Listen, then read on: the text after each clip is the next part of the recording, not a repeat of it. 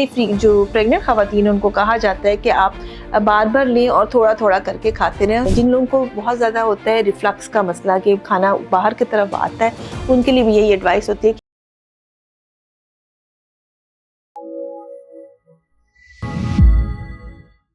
जी, अस्सलाम वालेकुम जी। आज हम इस वीडियो में बात करेंगे कि हमल में जो है वो तेज़ाबियत क्यों होती है और उसका क्या इलाज करना चाहिए। ये बड़ा कॉमन सवाल है जो कि क्लिनिक में भी पूछा जाता है और मैसेजेस में भी कि जो खाना खाया है उसके बाद शदीद जलन का एहसास है या खाना खाया ही नहीं जा रहा चूँकि जलन बहुत ज़्यादा है। अब देखिए प्रेगनेंसी के जो हार्मोन्स होते हैं ना वो हमारी बॉडी के सारे सिस्टम पे ही इफ़ेक्ट होते हैं। उनमें से एक जो हमारा जीआईटी यानी कि जो हमारा खाने-पीने का सिस्टम है वो भी है।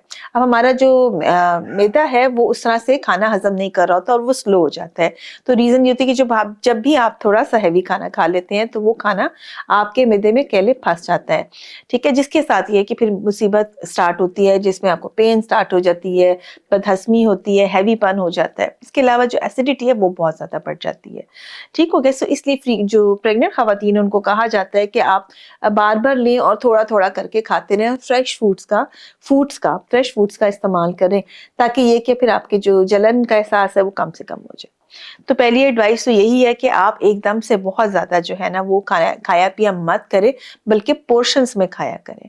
थोड़ा-थोड़ा करके जो है फूड को जो है वो इस्तेमाल करें तो आपको तेज़ाबियत कम होगी। ज़्यादा देर पेट को खाली ना रखा जाए। इसी वजह से रमज़ान रोज़े को भी मना किया जाता है कि ज़्यादातर अगर आप पेट खाली रखेंगे तो भी जलन का एहसास जो है वो एसिडिटी वो ज़्यादा होना शुरू हो जाती है। तो ये 2 मेन रीज़न्स हैं जिसके साथ प्रॉब्लम आती है। अब इसमें हमें करना क्या चाहिए? करना हमें ये चाहिए कि अव्वल तो पहले पे हम अपने फूड पे तवज्जो देते हैं, ठीक है? जो चीज़ें हमें तंग कर रही होती हैं, हम उसको अवॉइड करना शुरू कर देते हैं, जिसमें स्पेसिफिकली तली हुई चीज़ें हैं और तेज़ मिर्च मसाले वाली चीज़ें हैं, ठीक है?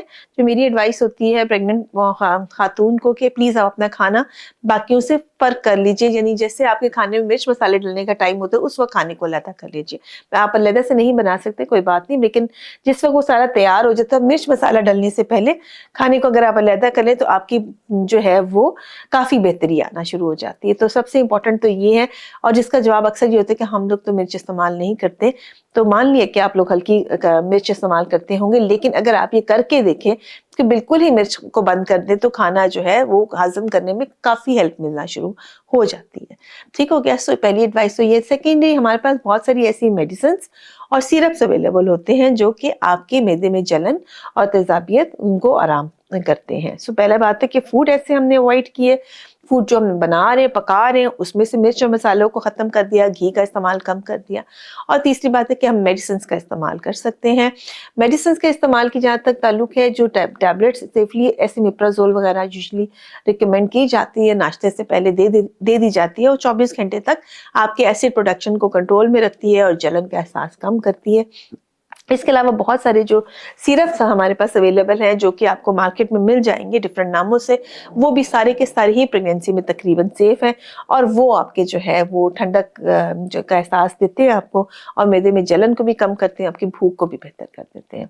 तो ये इम्पोर्टेंट चीज़ है और एक और इम्पोर्टेंट चीज़ जो इसको कम करती है कि लेट नाइट आप मत खाइए। आप लेटने से जो है ना वो पहले अपना आखिरी मील लीजिए और उसके बाद वॉक कीजिए और फिर जो है वो आप लेटिए। जिन लोगों को बहुत ज़्यादा होता है रिफ्लक्स का मसला कि खाना बाहर की तरफ आता है, उनके लिए भी यही एडवाइस होती है कि आप एकदम खाना खा के लेटें मत।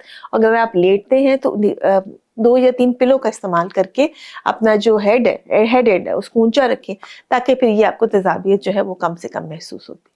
बहुत सारा अपना ख़्याल रखिएगा और दुआ में याद रखिएगा। शुक्रिया।